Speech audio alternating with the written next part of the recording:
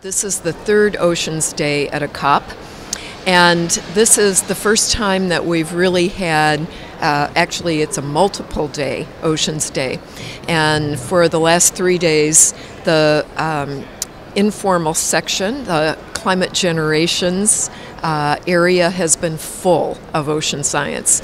So the messages that we're talking about are, number one, 90% of the heat from CO2 is taken up by the oceans.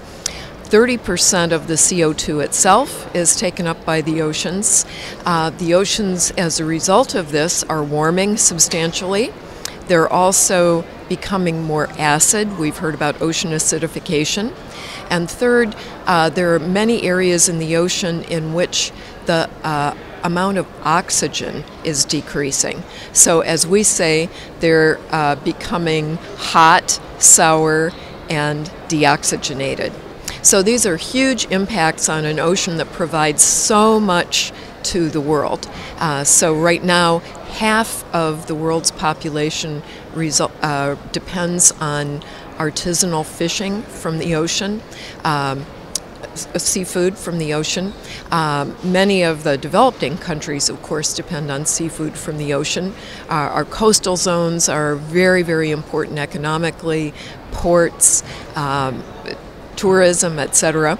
So this was a very exciting day for us up until a couple of hours ago, because for the first time in 21 years, the oceans were mentioned directly in the agreement, the climate agreement that's being negotiated. But we just had some bad news a couple of hours ago, which was that in an effort to shorten the document, they cut out the oceans, which were only a few words as it was. So it seems like, as we say in the English language, penny wise and pound foolish.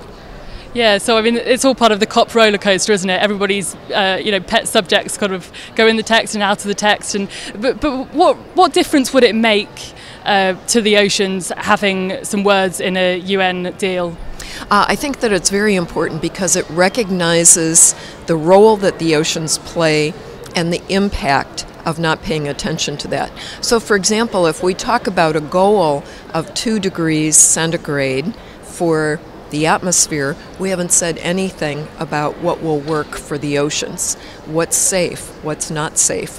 And by introducing the oceans explicitly, we open the door down the line, not this year, but down the line, to be able to talk about what the impact on the oceans is and what's acceptable and what's not acceptable. That's why it's so important. And so do you have an idea of what kind of target would be useful for the oceans, or is that something that needs more research? That definitely needs more research, and it's something that people are very actively working on now.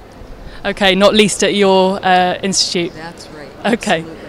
All right, well, thanks very much for coming in. My